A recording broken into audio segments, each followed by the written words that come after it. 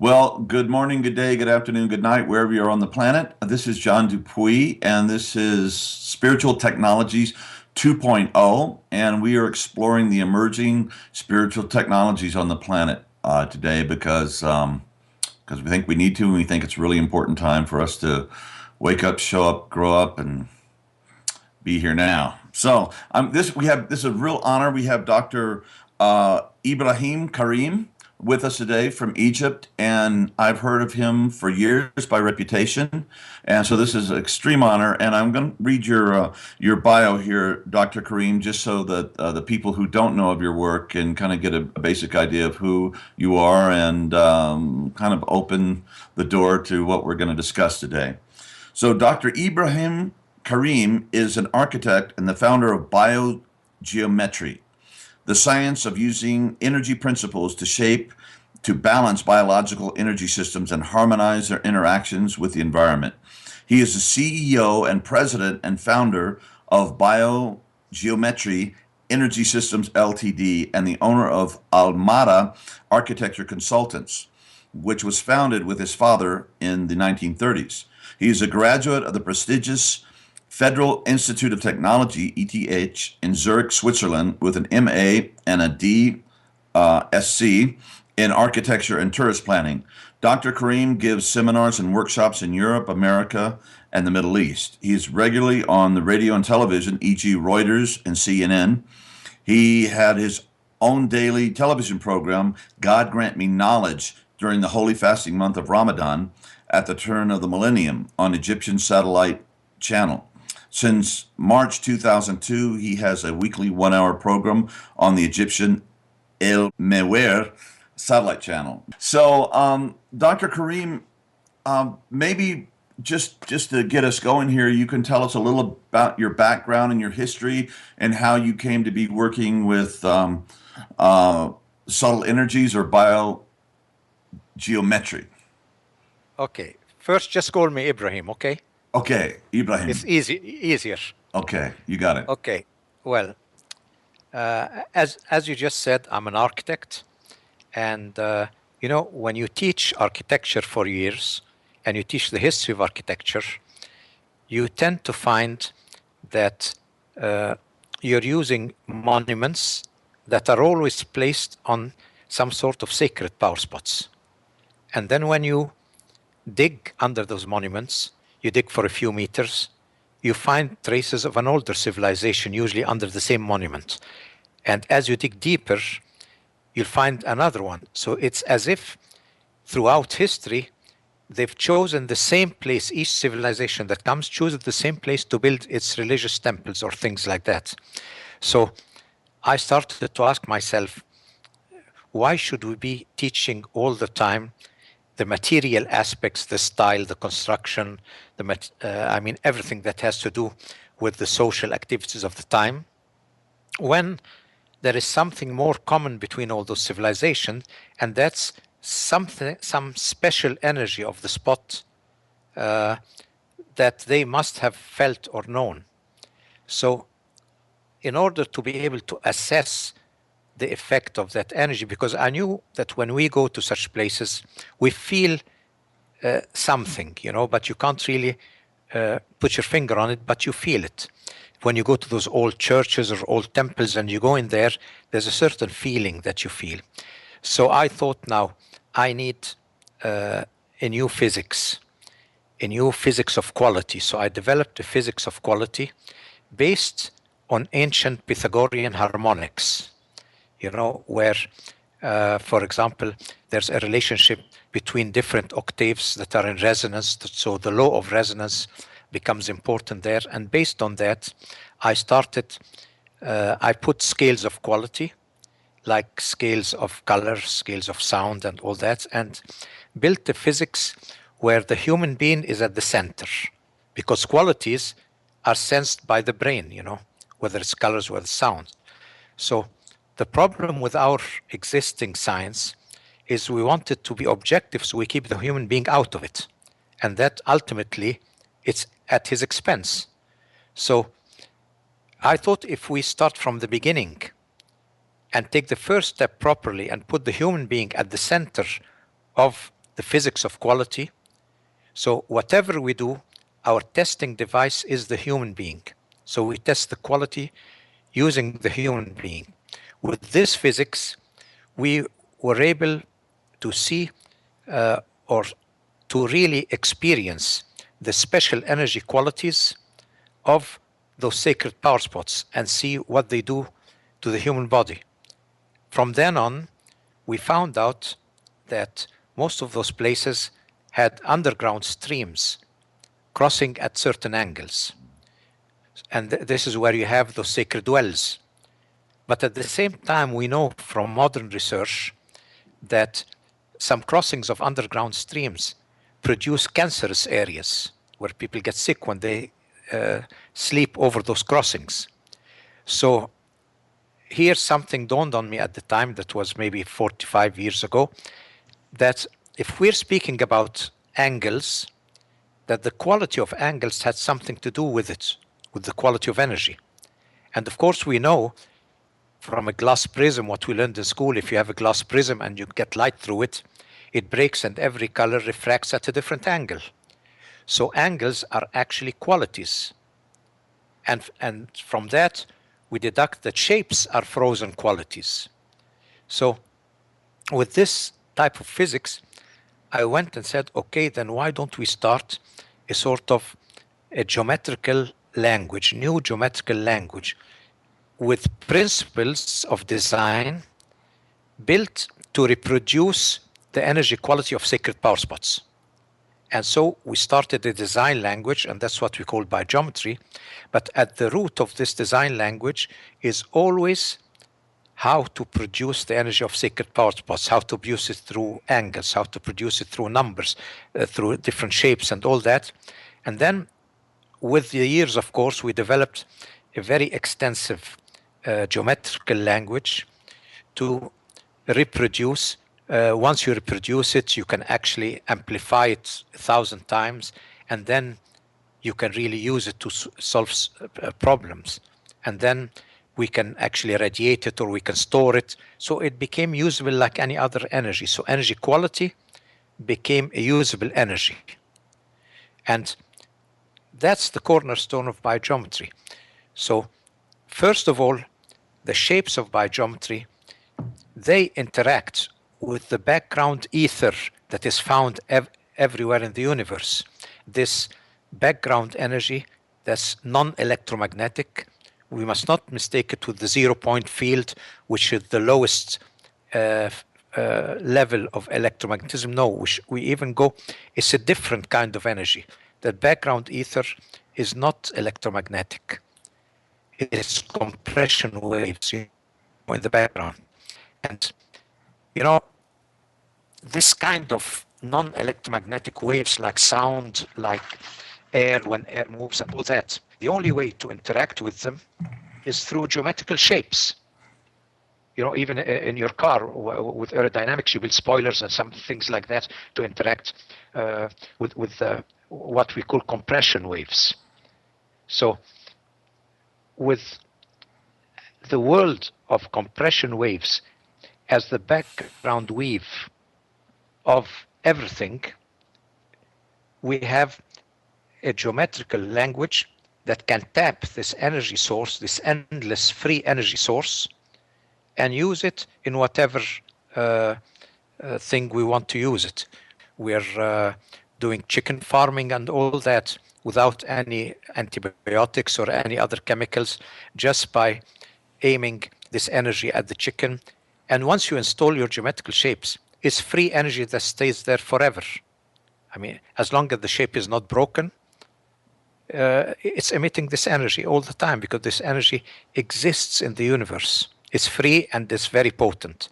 And the nice thing is, when you use this energy directly, I mean directly without transforming it through modern technology, you are getting the full life functions with it. It's a living energy.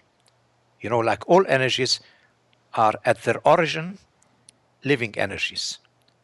But by the time they go through all the development of technology, you end up having dead energies.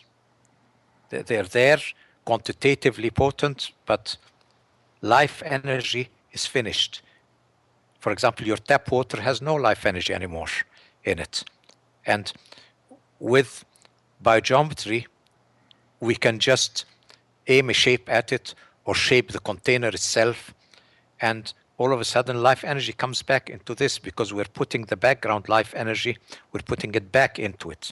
So this is, I'm trying to simplify as much as possible some of the concepts of biogeometry without going too much into science of what kind of waves and how you interact with them and all that. But there's one important aspect here when you speak about quality. You know, our mind today, when speaking about any type of vibration or waves, for example, in alternative medicine, then we're always discussing frequencies. You know, we're saying this frequency is good for this organ, this frequency can do that. In reality, this is an incomplete way of looking at waves, because look at it from the qualitative point of view. Imagine the same frequency, the same wavelength, but two different amplitudes, one going high up and one flat, and make two wooden shapes like that. The shapes look different to you, they're not the same. Put them in water, and each one will create a different turbulence if put in a water stream. So actually, the quality of effect does not come from frequency. The quality of effect on the human energy system comes from the shape of the wave. You see? So the shape of the wave is actually what gives you the quality effect. And that's how we work in biogeometry. We work the same way that nature works, you know, shapes interaction with energy. I mean, if you look at nature, you know, when you're in the United States, and if you couldn't speak one word of English, you wouldn't be able to interact with anybody. You'd be socially obsolete. So you learn to speak the language of your environment. Now, imagine we are born and live all our life in nature, and there's a divine hand drawing and writing all those shapes of nature in front of us, and we don't know how to read. We don't know how to understand this language. So what are we doing here? Just speaking to ourselves. And biogeometry is trying to bring back this interaction with the laws of nature, with the language of shape interacting with the background energy.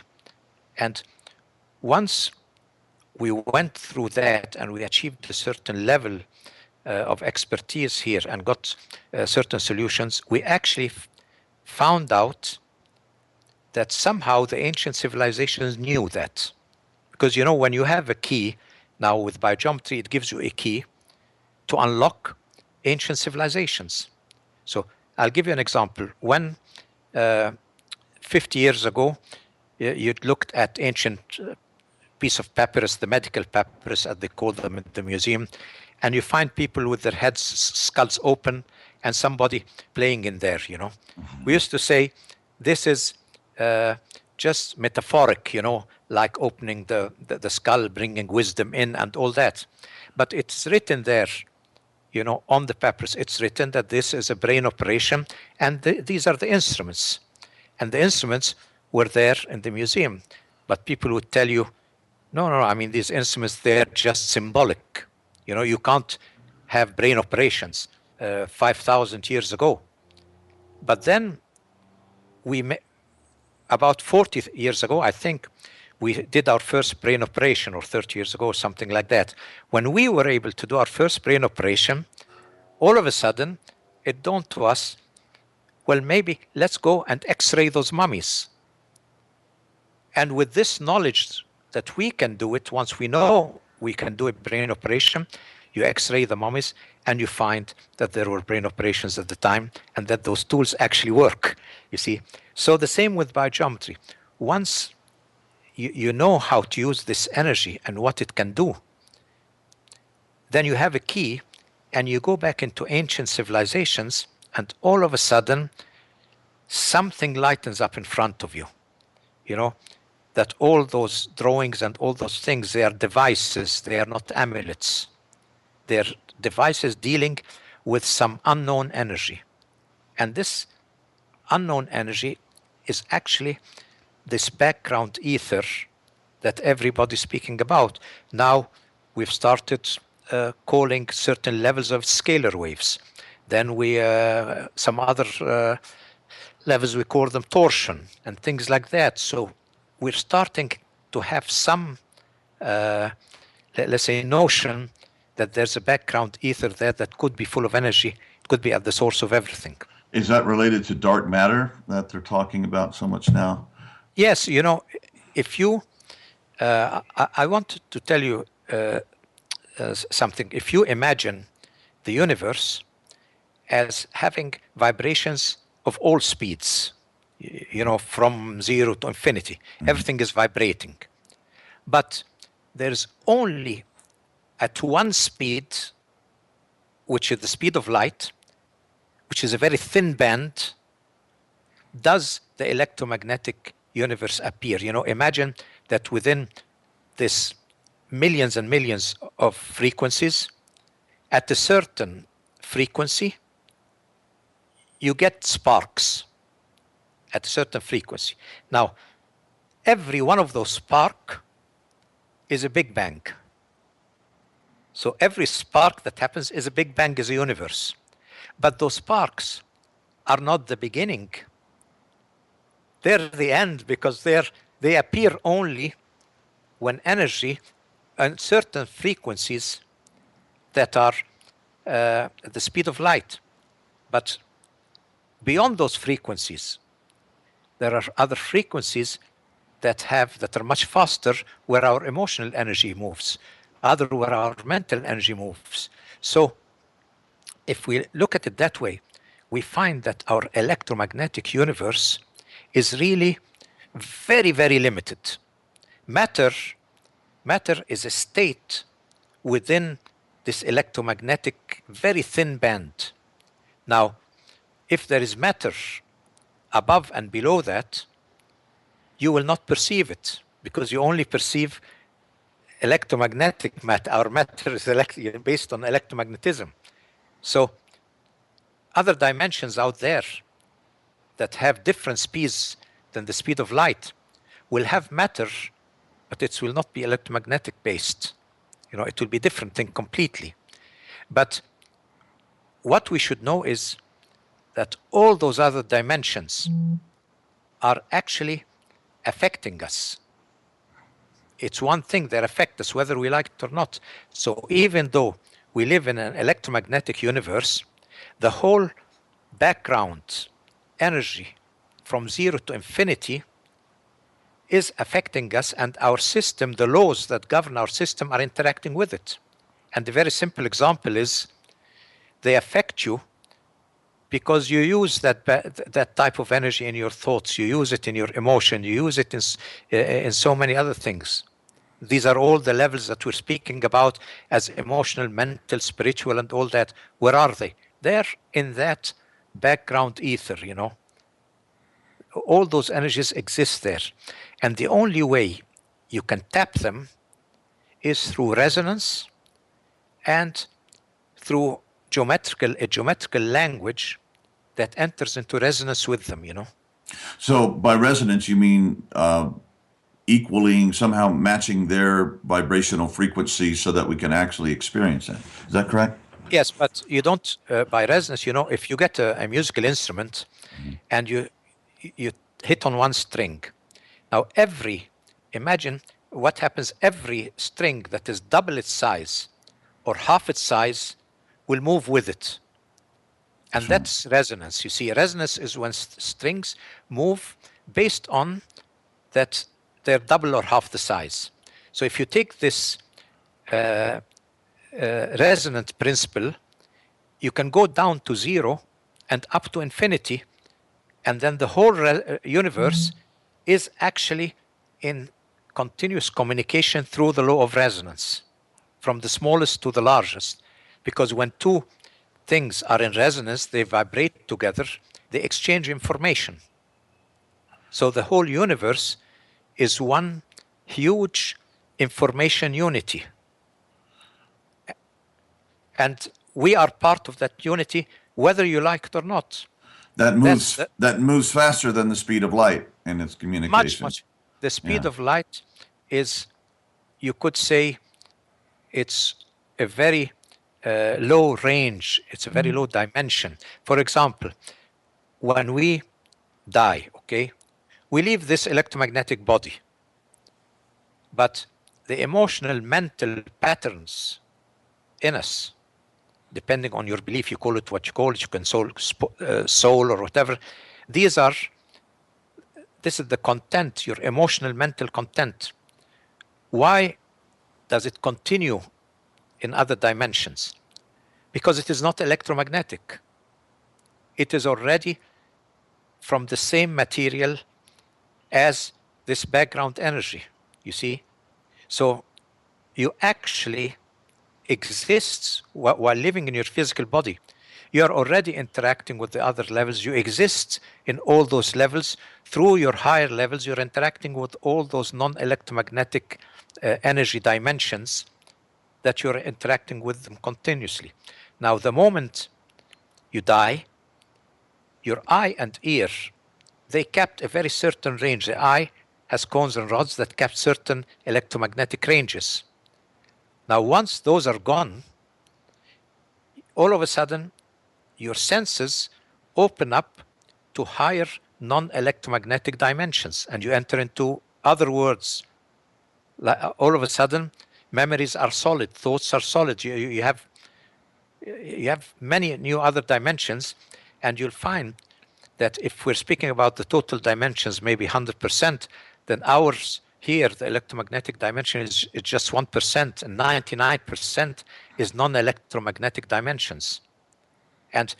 But when you deal with spirituality, and we deal with spirituality as something real that you can use to solve solutions. And I think that the thing that had served me best in developing biogeometry is that from the beginning, I was able to provide solutions in many places in the world. So when I go somewhere, when they, for example, in Switzerland, I have a whole town and they have electrosensitivity and a lot of health problems.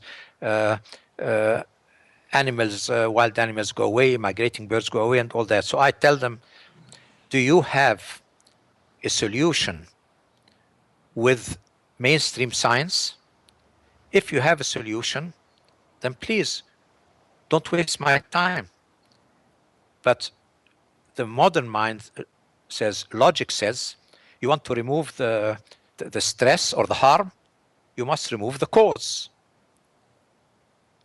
But they cannot move the cause because you can't go to a region and remove all the whole electrical grid from there or the whole communication grid. You can't do that. So they say, yes, but we can't do that. We can't take off the things. But actually, the residents of the area were telling them, if you don't solve our problems, we are going to dynamite all the electrical poles, the communication towers, and all that, so that we can live a healthy life. So when they asked me, I said, look, okay, you want somebody to take away the harm, to correct the harm, while still keeping the cause there. That's what. So I joke with them. I tell them, what you're asking something that is not logic. It goes against any logic. So why do you ask me to do it? So they say, because we know you can do it. Okay, well, let's see. So they tell me, what's the science of biogeometry? I tell them, don't ask me. If I can solve the problem, then ask me. If I can't solve it, there's no need to ask me at all. You see? So from the beginning, we were able to provide such solutions by putting geometrical shapes. The first open project was in Hamburg, Switzerland. They called it the miracle of Hamburg because migrating birds came back, health came back, and everything. And it created a huge, huge splash in the media there. And people couldn't understand it. Some people even said that this guy can't be one of the scientists from our famous Federal Institute of Technology from Switzerland. This is just a scam that the government is doing to convince us that he should come. He's actually an ancient Egyptian master magician or something like that, who just manages to change things. People went really crazy when they saw the solutions. And that's the good thing about this science. I was able to do solutions, and this would shock the mainstream scientific mind because it goes against all logic.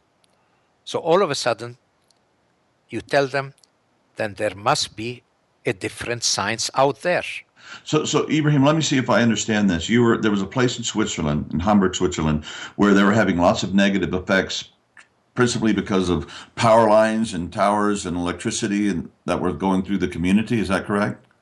Yes. It wasn't a natural phenomena. It was a man-made phenomena that was causing it. No, it was it's a tourist area with one central village and 5 small villages around it. And first they had, a couple of years ago, before that even, they had the high tension lines. And then came the mobile towers. And then, in order not to spoil the scenery, they put the main mobile tower inside the church tower so that it doesn't spoil the scenery. And then later on, the army would come in nearby regions and do certain maneuvers there and things like that. So they would erect radar posts and things like that in the area.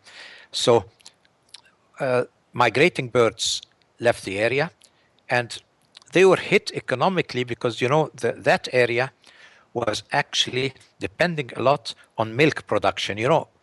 Switzerland is all about chocolate and cheese, Without chocolate and cheese, there's no Switzerland. So their cows were being infertile, and if they were pregnant, sometimes they got poisoned or things like that, they had to slaughter them. So the farmers in Hamburg, they were losing about half their cows to miscarriages or to some form of sickness and infertility. And then the milk production, of course, was much lower. And then besides that, of course, had a huge effect on their economy. Besides that, migrating birds left the areas, wild animals left their forests. So those people living in the mountains, in those high areas, they are really, it's a community that is very, very close to nature. And when they see all this happening, that's why they went crazy. It was nearly a revolt, They went as far as saying, we're going to dynamite all your towers. And that's when they called me to go and solve the problem there. And within 7 days, everything was back to normal. So by putting up certain geometrical figures strategically located around the village, or around the town or city, you were able to what? What exactly happened here? Well, first of all, I told you this is the energy, like you have in sacred power spots. Then you amplify it several times, okay? Now, once it's amplified, we have emitters. I'll show you one small emitter like this that looks, you see? Okay, this emits like a laser beam from here. It caps the background energy through certain disks and hemispheres and things like that, and radiates it from here like a laser beam. In those areas, we didn't have that laser beam effect. We had a wider nose like that, nozzle, to spread it, because this is very difficult to aim when you have like a laser beam. So we went with the government, and they gave us all their technical help to install those shapes on the mobile towers, right where the antennas were. They would put the shape, let's say the antenna is here. You would put the shape about 20 centimeters from the antenna and aim it at the antenna. So at every antenna, got the shape aimed at it inside the towers. And then we use that so that the effect, the energy quality that came out of this shape was carried on the mobile radiation all over the region. So we actually use the mobile radiation to our benefit as a carrier of this harmonizing energy quality. You mentioned earlier that the measure of this is really the human being, correct? It's not It should be, not a know, Geiger counter or some device. What were the effects on the human beings in Hamburg? What was the shift? Well, first I want to tell you something. First, we use regular devices, to measure things, because it's important that you use regular devices, that you show that you are not tampering with any existing technology. For example, we work on planes a lot. I've worked on government aircrafts, and their biggest worry that our geometrical energy would affect their instruments. Mm-hmm. So it's very important that before and after our intervention, that you come with traditional devices and do your measurements to make sure that electromagnetic fields are the same. If there's radioactivity, it's the same. Everything should be exactly the same before and after. And the huge controversy that erupted with one of the persons I saw on your website, this person called Jacob, who had his own, let's say, office dealing with mobile communication and environment. He had nothing to do with me. He had actually a grudge with the government because they created their own office. And he went and said that the government, when they saw results like that, he said the government actually reduced the power of all the electro emanations of all kinds, communication and all that. They reduced it to maybe 1/10. So the people felt better. And then later on, they put it back up. But during the interview for 1 month, they actually reduced all the stress. And then they got this Egyptian, with all those big credentials from Switzerland and all that, just as a scam to show that they're doing something. But in reality, it was the government who did this. Now, we had measurements before and after, and there's another authority in the government that always controls every emanation of every source in Switzerland. They have controlling agencies, and we made those people show that the radiation was the same before and after. Nobody touched the radiation, that actually those people who got healed and all the results, all this happened when the radiation was exactly the same. So people ask themselves, well, this is again the question.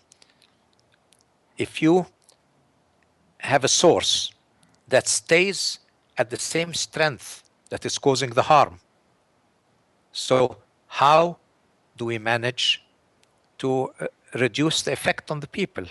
Now, let's go back to the first part that I explained to you. With our geometrical shapes, we work on multi-dimensional levels. Mm-hmm.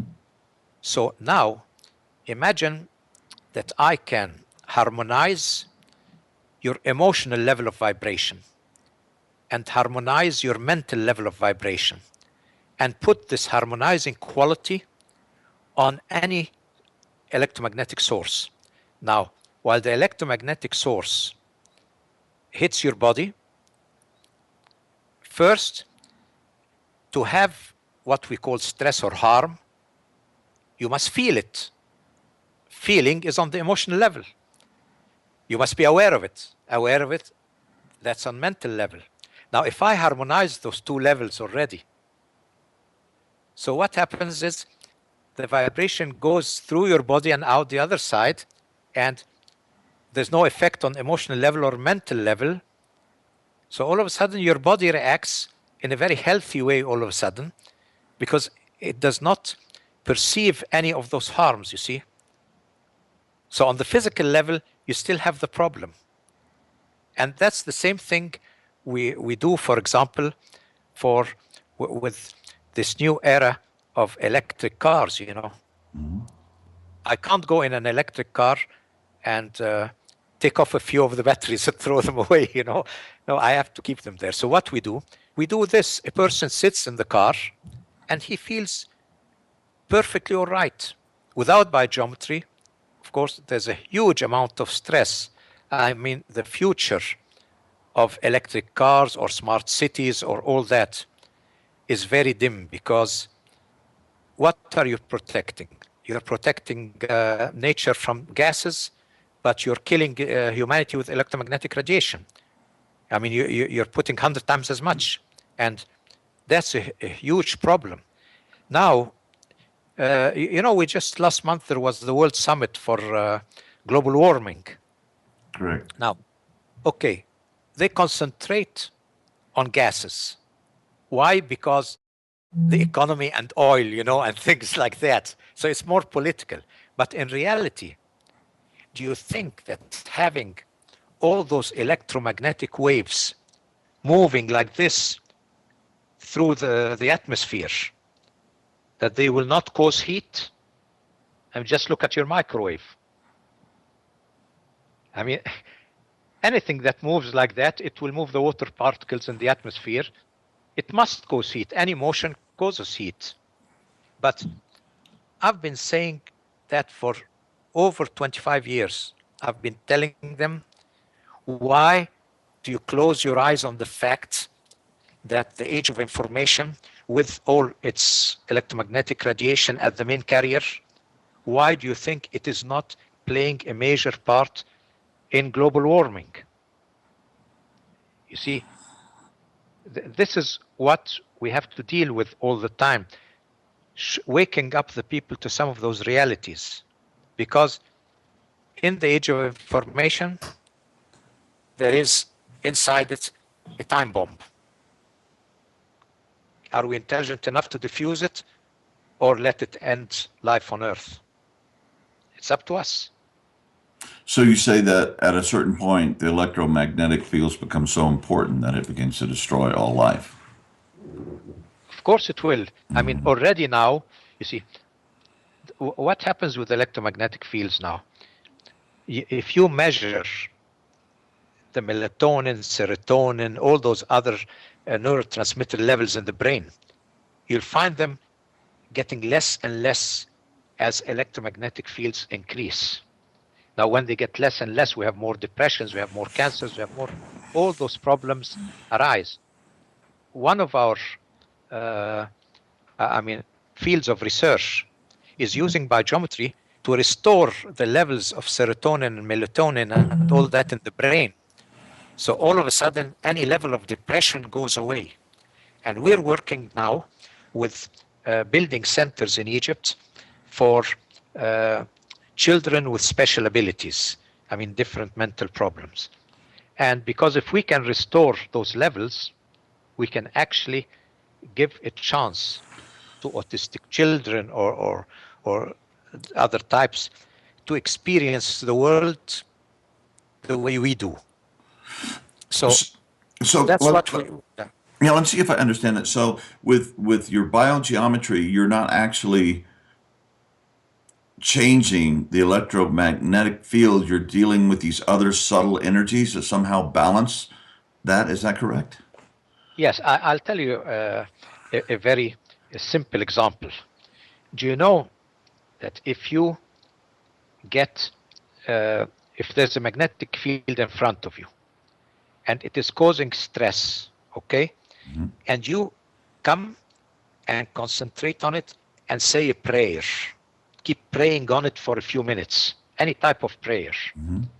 Do you know that the harm will stop, will get reduced nearly to nothing for another maybe 5 minutes, and then it will come back?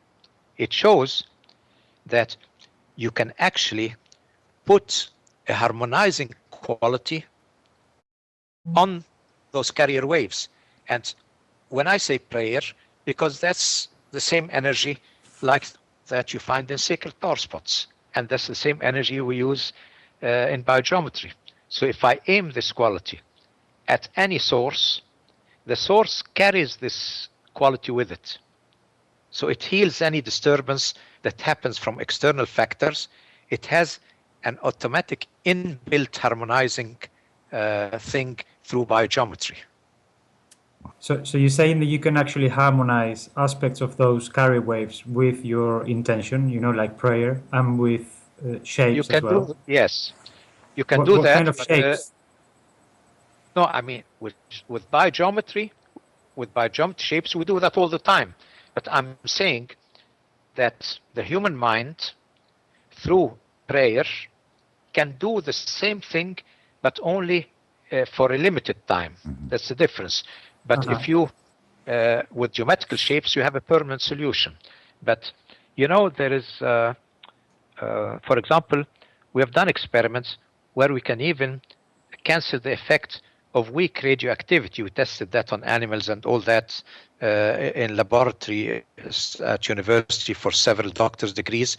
We showed that we can protect people from the radioactivity of building materials. And now, once we showed that, an old story came to my mind during the Second World War with the Hiroshima bombs in Japan.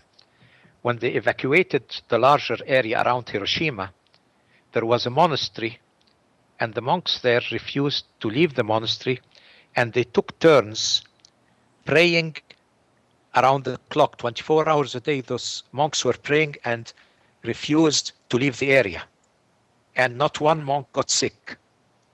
Now, of course, they were not in the direct area hit by the bomb. There's no solution, but they were in the outskirts. But it shows you that the human mind can produce, because I'm saying the shapes we do, they affect we can balance the emotional and mental level. Well, you can do that with your mind too. With your mind, you can balance the emotional mental levels. There are many spiritual exercises, rituals to do that. All the rituals we have in the world. For example, when you in Spain, when you do those pilgrimage along the 500 kilometer road, the pilgrimages that has become very famous. Well, on such roads, they go from one power spot to the other. You will have this energy everywhere along the 500 kilometer track. The only difference is that biogeometry takes all those things that we know, and we show that they can become a science. All the arts of humanity, whether it's music, whether it's painting, design, and all that, all the arts of humanity have been regarded as things on the fringe of modern technology. They don't really play a role in our civilization. They're just like that, a pastime on the side. Now, with biogeometry, you inverse this thing. You show that design or music or things like that, these things can be used to save humanity from destruction if used in a very scientific way. So we're bringing back all the arts. We're giving this physics of quality to every field of art, whether it's music, whether it's design, whether it's whatever, whether it's poetry, if you're the spoken word, we're putting into it a science, a physics of quality that can make it actually restore the balance that has been disrupted by modern technology. So all of a sudden, the designer becomes more important than the technician. And that's the only way you can save our civilization. So have you created devices for individual homes or individual workspaces that I could put on my desk or when I'm Yes. doing my work? Well, we have several things. We have, after we did the region in Hamburg in Switzerland, then the people came and said, by the time Ibrahim does all of Switzerland, we don't know how long that will take, because the government told the Swiss people that they were actually making a contract with me to do the whole country. And, you know, preparing a contract for the whole country started taking a very long time. And because so many interests came in there, politics came in there, you know, every party said, no, we are going the one to do this and that. And so many people in Switzerland came and said, can you please make a reduced individual solution that we can get in our homes?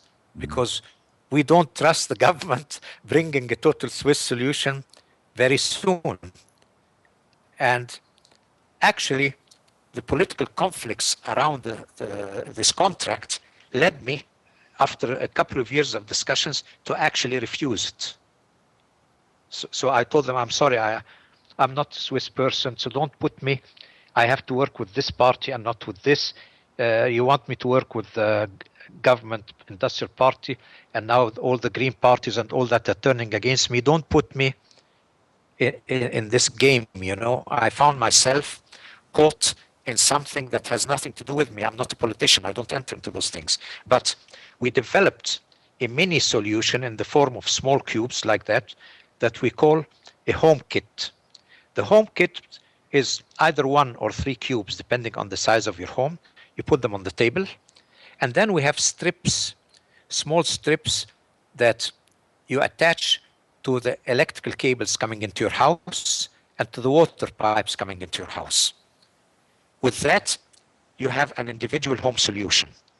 And then if you tell me, like what happened in Hamburg, for example, the moment we installed our solution, all the children that had epilepsy, and there was a woman who had 3 children, and each one of the 3 had 5 seizures a day. So the woman was experiencing 15 seizures a day that she had to deal with. Now, once we installed our solution, not one single epileptic seizure appeared in the whole region. So they were so happy with our solution. But what happened is, when they went out of Hamburg, the children got their epileptic seizures again. So we developed medallions that they can wear. Like, you see, I'm wearing one myself here. See, I'm wearing a medallion. Can you see my medallion? Yes. Okay, I'm wearing a medallion that has what we call biosignatures. And the biosignatures, these are very simple to explain. You know, in Chinese medicine, you have those meridians following the shape of the body. So we thought, okay, then every organ in the body and every even part of an organ and every cell of the body must have its own energy pattern, its own energy structure, just like the whole body has it on the outer meridians.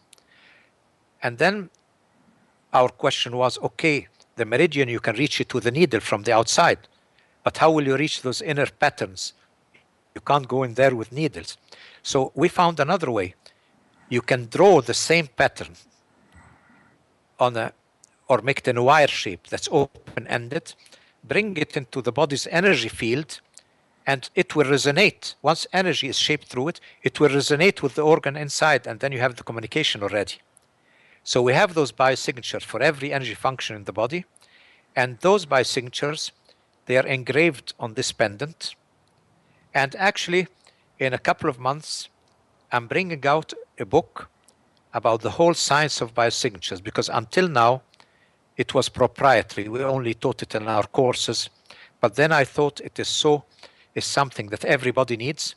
So we decided to publish it for the whole world, the whole development, how it goes, and the list of biosignatures and how to use them. So it's a very good form of soft, I don't call it treatment, soft treatment, but I'd call it preventive. It's a preventive way, you know. So once the energy of your body is harmonized with biosignatures, you don't, the same drugs your doctors giving you will become more effective because they're going into an energy body that is well balanced. So this is the third thing that we gave the children. We made it medallions and we made it small bracelets. So now the children could wear them and they could go out of the village, they could go out anywhere, and they felt okay. Now we have all those things after those projects. We have them in production in our company, and people, you can go on our website and you can buy them anywhere, and you can experience that. Javi, did you want to comment please. or ask anything here? I want to ask you a couple of questions. One is how did you come up with the actual biosignatures? You know, the little patterns or drawings that you use to resonate with different organs, and also when you managed to first harness the energy of those power spots and start using it, what are the effects that people get when exposed to that kind of energy? Because power spots were, as you said, normally used for building religious places or temples for prayer and spiritual work or practice or whatever you want to call it. So when you actually apply that energy into your normal life, what happens to you?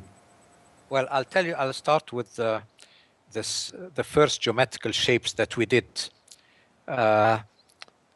In 1992, I was functioning as the consultant or advisor to the Minister of Scientific Research. And we're building new laboratories and things like that. So they came and told me, you cannot occupy such a government position and you're second man to the minister and have a science that is completely proprietary and you don't want to share it. You know, we have to know what you're doing, at least that you're not doing any harm to anybody. So we went to the National Research Center. I did they proposed so many experiments, and I did all the experiments with geometrical shapes and all that, and they couldn't believe their eyes what was happening. And at the end, I said, okay, they made a special committee there for biogeometry, and I did some patents at that time. Now, the first patent I did was a very simple patent. It was just one line like this, you know, with two edges coming up at 45 like this. You know, like you draw, if I have, you see, can you see this shape? Yep. You see those lines? Yes. Yes. Okay. I drew those. You can draw those on a piece of paper like that and put it horizontally. This was only horizontally. But I did that 1 inch high, you know, of plastic like that. And I put it there and said I would like to register to have an international patent on my device. And then they said, this is not a device. What's that, a tray or what's that? I said, it's a device, you know. And they said, what will this device do? I said, well, it will actually harmonize life functions. It will balance them. They said, what will it? It can't do that. I said, okay, test it. They kept testing it with bacteria, with all different microorganisms and everything like that. And it passed every test. And the funny thing at the time, you know, they said, okay, you passed all the tests, we'll give you the patent, but you know, can you put like a red light, a bulb and the switch or something like that on the side, you know, because you can't have a patent for just 2 lines. You can't have a device, you can't call that a device. You must do something, even if it doesn't work, but it should look like we patent devices, we don't patent just things like that.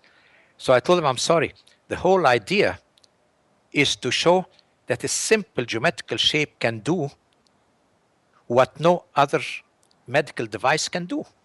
It's very simple, it's just the angles. So at the end, I got my patent.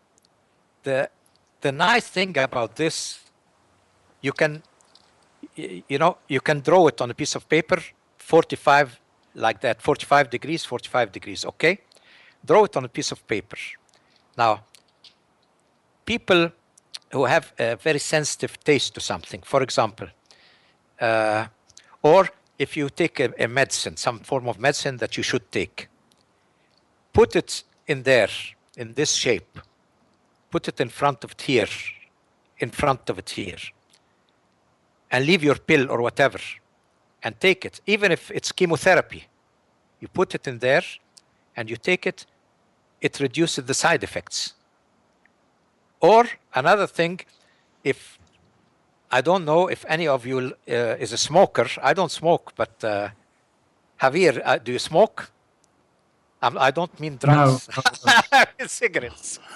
Okay. I used to, Abraham, but it's been many years. Okay, well, you can make an experiment here, but usually if somebody has his cigarette he's accustomed to, and then you smoke a cigarette, you just take one puff, okay? And then you get another cigarette from the same box, and you put it here in front of this one. And you take another puff, all of a sudden, it's a different taste. Because part of the taste is the irritation that happens to your throat when the smoke is going in. If that goes away, you say, this is not my cigarette, it's a different brand. You know, it feels, or some people tell me, you've spoiled it. I'm smoking air now. You know, things like that. But it is not made for cigarettes. This is made anything that you are allergic to, or anything that gives you side effects. You know, many of us have to take medicines, and those medicines have one side effect or another. Imagine with two simple lines like that, you can put your medicine here, and the side effect is reduced. So this simple drawing made them really open their eyes, you know, to biogeometry, that actually you can produce an energy that can really change environments, can change things. That's what we do, for example, in Canada. We're growing chickens or animal farming with chicken, with cows and all that. We just put this energy, increase the immunity of the animals, so the animals don't need any antibiotics, don't need anything, because we are increasing their immunity with this energy. And then when you eat from those chicken, they have a healing effect in your body because they bring that energy into your body. You know, now in the United States, they found that FDA has found that most of the chicken have arsenic in them. So we're saying completely drug-free chicken. And it doesn't cost you anything. You just put the shapes in the corners of the building and you go. So biogeometry is, let's say, it's a science. Its biggest hurdle is not getting solutions, because we're doing solutions now for 40 years all over the world. Its biggest hurdle is to let the modern mind accept it, because it's against all logic. You know, it's very, very difficult for people to accept that you put something, a geometrical shape somewhere, and things start changing. Even one that's drawn on a piece of paper. Even when it's drawn on a piece of paper. Wow. You know, I can email you a piece of paper, and then you can email it to all of them. I'll email you a piece of paper, what I call a paper emitter. Now, if you're not feeling okay energy-wise, just take a picture and put it in the center of this paper, and it emits. The emitter has biosignatures on it. It will emit them into your energy system. You can photocopy the paper, keep many in your office like that, and any person you want to help, just take one out, tell him, put your picture in there. And it will emit at a distance the effect of biosignatures on his energy system wherever he is in the world. Wow. So it opens a completely new dimension. I mean, people are asking me now, can you use those geometrical shapes, for example, to produce electricity? I'll tell them, yes, I'm working on a different level. What's more important now? To do something for the health of humanity, to harmonize their emotions, to harmonize their mental state, to harmonize all that, or to produce electricity? I mean, I'm concentrating on the things that have more value. But maybe sometime later we can increase it for other physical energies, but it's not made for that. Abraham, and when we started this conversation, you were talking about these power spots in ancient archaeology, and I'm fascinated, always have been, with archaeology. Are there any places on the planet, or which places do you think are the most powerful that you've experienced as far as this subtle energy, or this power of place and architecture? Well, first of all, I'm an Egyptian, so as an Egyptian, I'm biased a bit. So I would tell you, if you ask me, I would tell you, half the monuments of the world, of the ancient civilization, are in Egypt. So, one person asked me once on a radio show, he asked, and where are the rest? Where is the other half? I said, underground in Egypt. But really in Egypt, you can find so many, you can go back thousands and thousands of years and go back and see things like, it blows up your mind, if you go into one of those old temples like the Karnak temple in the south. I mean, the foot of the column, just the base of the column, is higher than your head. I mean, you can't even touch the column itself. You're just standing and you look up, and it's, you look, for example, at temples like the Parthenon in Greece or something like that, and the picture of a temple in Egypt. You think, okay, the Greeks have learned those things from Egypt. All their philosophers and all their people studied in Egypt during the pharaonic times, but they look similar. But when you go there, all of a sudden, the scale is different. You're speaking about a scale that is so, unbelievable. You're speaking about dimensions. You're speaking about stones that are 40 tons each, and they could go up to, some of the temples have stones, one-piece stones that are 400 tons. So it blows your mind. It's beyond. But one thing, with biogeometry, if you go to Egypt, then come and visit me and I'll take you around, because there's a difference between ancient Egypt explained by Egyptologists and going with me with the energy key in my hand and showing you what those people can do, or have done. So, yeah, I was able to visit the Great Pyramids in 1982, and that was an amazing experience. Did you see? Did you get a chance to read my book, Back to the Future for Mankind? No. I'm explaining in there.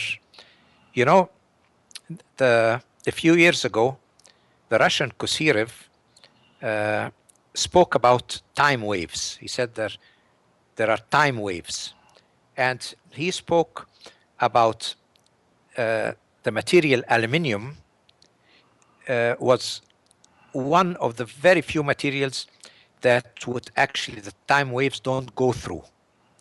That was aluminium. But time goes through everything in the universe. Then he found that because he had an aluminium telescope, and he aimed it at the Andromeda galaxy, and then usually the video is running, and in the evening when they go, they shut off the video and just push it aside till next day. Now the assistant just pushed it aside like that, but forgot the video running.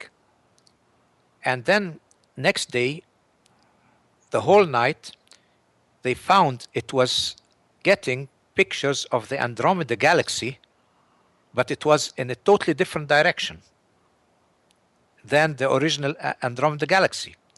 So they calculated the thing and found what they see today with the telescope is when the light of the Andromeda galaxy reaches Earth. But they calculated that they had captured a picture of the Andromeda galaxy where it was actually today, at this moment. The picture was about 70% complete. It had some dark spots. But it says because time waves in aluminium, they hit back and forth, and then you get a timeless state. Then, reading through the Russian research, I found that there's only one other material that does the same like aluminium, and that was granite. Now, if you think, imagine now going into the Great Pyramid, going into the King's Chamber, and then the doors, you know, they were granite plugs. Now, get down, close the granite plug. All of a sudden, you have a sealed granite chamber. What happens is you will get the same timeless effect like what they call that aluminium telescope, they call the Kosyrev mirror. So if you get a tube, aluminium tube, and closed from all sides, and you go in there, and they close you in there, you'll go into timeless, you know, the time waves coming out through your brain will hit back and forth, and then you go crazy, actually. If you stay too long, you'll go crazy. So remember what happened to Napoleon or some of the people who went in the Great Pyramid and spent the night. They really came out completely distorted next day. Now, and this is, so I found that actually the King's Chamber, and I explained it besides all the other, I've done a lot of measurements on the pyramid shape and how to correct it and all that, because the pyramid shape you use everywhere is dangerous. People are using it to build homes, to sleep under it and all that. You know, the pyramid shape has a dehydrating effect, a mummifying, dehydrating effect on things. That's why things inside it don't rot, they dehydrate. Now, you don't want something, a dehydrating effect on your body. So it harms you on the long run. But the Great Pyramid has indents on the four sides. They're slightly indented inwards, and it is placed on a sacred power spot. So pyramid means that the shape of the pyramid, pura means fire, it actually enhances the energy in its center, the energy of the place. So put on a spiritual power spot, it will enhance that spiritual energy. Now, if you take it and just build a pyramid and put it anywhere, you don't know what kind of energy you are amplifying. You know, it's not on a spiritual power spot. A pyramid is made to be put on a spiritual power spot. And now put the quality of a spiritual power spot with the timelessness of the King's Chamber. You know, once you close it, you plug it. Now you are directing this out-of-body experience into positive spiritual realms. So it's a very well-thought, complex spiritual mechanism for out-of-body travel during the lifetime of the people or after they die. You've seen the sarcophagus in the King's Chamber, haven't you? Yes. Okay. Have you seen when a dead pharaoh is put in a sarcophagus, they put him in one sarcophagus inside another. There are about 3 or 4 sarcophagi. So the size at the end becomes maybe 4 meters long, you know, when you put one inside the other, and the inside one is the gold one. Okay. None of those would fit inside that granite sarcophagus you find in the middle of the King's Chamber. It barely takes your body. If you're a tall person, you can't even lie straight in there. So you ask yourself, did they have so many, did they have a pharaoh in there with all those? He must have been a baby then, which is not the case with Cheops. So, biogeometry, you know, opens so many fields. I mean, we could continue this instead of 1 hour discussion. We could make it a 1 year discussion. No, Continuous. it could go on and on. That's for sure. Yeah, it wouldn't finish. You know why? Because you can ask me on any subjects, and I'll show you how to use biogeometry in that subject, or how to open its secrets with the physics of quality of biogeometry. You know. And this has been such a thank you so much for spending so much time with us and sharing this. I'm sure people are going to have their views of reality bent a bit, but in a good way. And I imagine the thing, if they don't believe it, just try it. Correct? Just try it. You know, it's not about belief or not belief. I have 20 years of doctors and master's degrees at universities, as accredited universities, people who took their PhDs and all that, doing lab tests, experiments and all that with biogeometry. And then we've done so many projects around the world. And so it's something that's there. Our history is there. But there's one thing I have for Xavier here. You know that my book is coming out in Spanish soon. Somebody is Really? translating it in Which Spanish language. Back to the Future of Mankind, or the next one? Yes, it's already published now in Italian. Somebody published it in Italian, and they are telling me, we have a company, Biogeometry company in Europe, so the European company is telling me that somebody is translating it in Spanish. So maybe soon I'll have to learn Spanish too, huh? I've got my English copy, so I'll check that one and see how well it's been translated. Okay, but you know, I'll tell them to postpone a bit the Spanish copy until I learn a few words of Spanish, you know, so I can come and say hello to you people and say a few words. Well, Abraham, Dr. Karim, anyway, thank you so much. God bless. And we really, really appreciate your time. And this is it's fascinating. Well, thank you. It was my pleasure, and hope to see you soon again, and somewhere, sometime. Amen. Thank you so much. Okay. Bye-bye. Bye-bye.